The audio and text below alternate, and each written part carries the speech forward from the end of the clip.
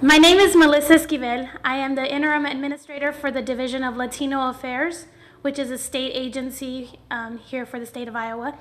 I'm just going to give you some brief demographics because you have a copy of the statistics for 2009.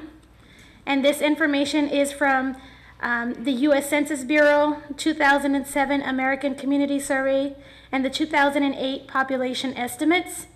And this is a work that's completed by the Division of Latino Affairs as well as the State Data Center for Iowa.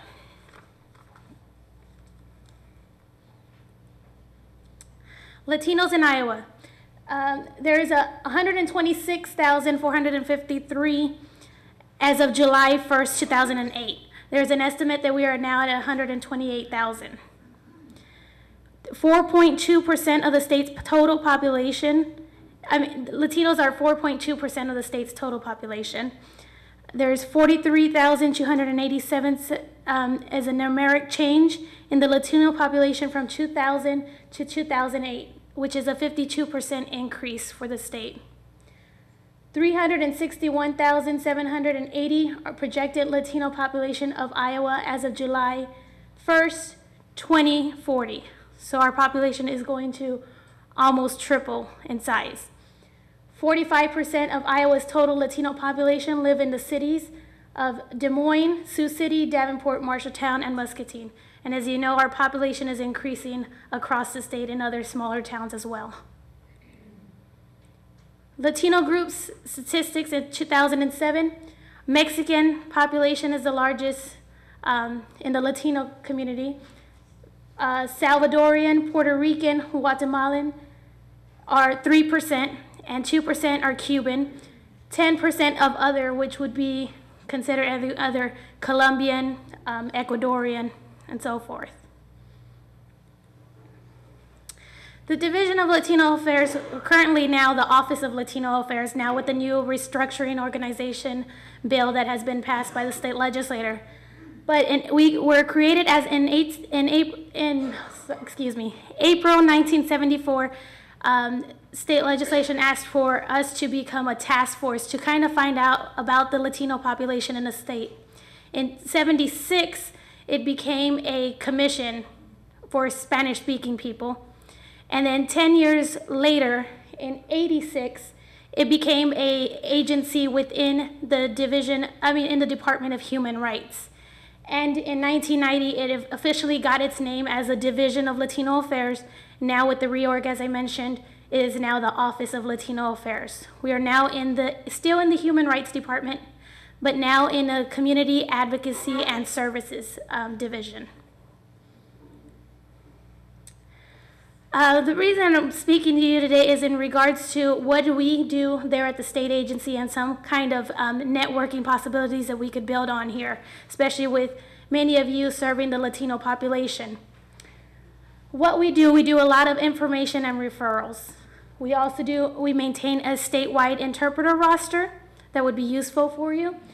We have an Iowa Youth Congress program and a monthly newsletter that goes out.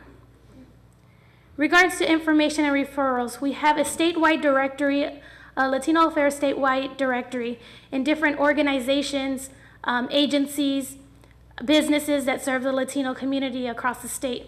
Currently, I am reorganizing our website, so we have now the Latino Affairs directory, which will be in healthcare, childcare, any kind of other services, lawyers, things like that are available. So if you're currently not on it, probably recommend you could send us some information so we could put you on it.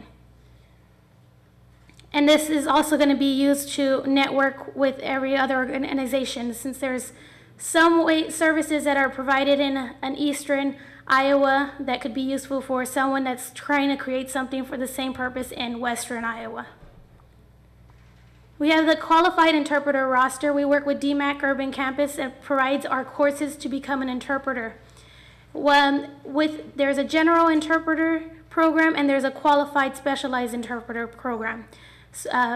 Students will begin first with the general interpreter program and take some courses on how to interpret and things like that. And then they could, after completing 1 year of the program, they can go into a specialized, which covers healthcare, social services, or judiciary.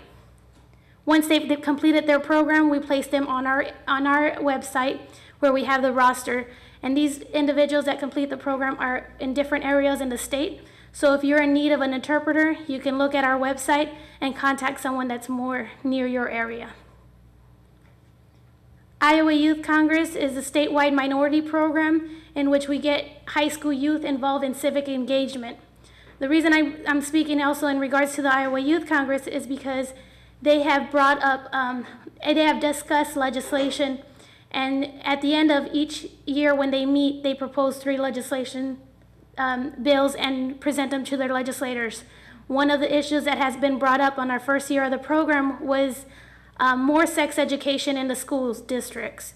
So we met with the Department of Education, and there was a resolution passed in 2006 to get more sex education. Of course, when it gets to the Department of Ed, since it's a resolution, there could be altering of what the meaning is of the resolution. So we're looking at possibly pursuing again with an actual state bill to get more information to these youth in regards to sex ed. Our monthly newsletter is basically a newsletter that we send out. It's electronically sent, but we print out copies and when individuals are requesting copies. And this is basically information that we think is very important for our community.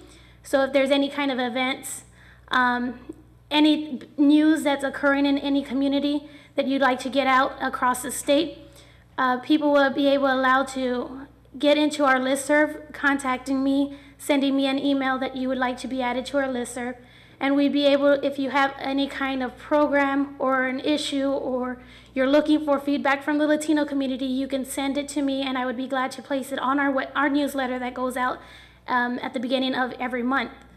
And this is how Rochelle and I have become in contact, is because she has done a study and she is looking at getting Latino community members participation. And so we have put in an announcement in regards to her research on our newsletter. So I'm going to give her, she's now going to be speaking in regards to her research. But at the end of our slide, my contact information and our website address is available. And then I will also leave business cards at the front where you signed in. And so you can get one of my business cards if needed.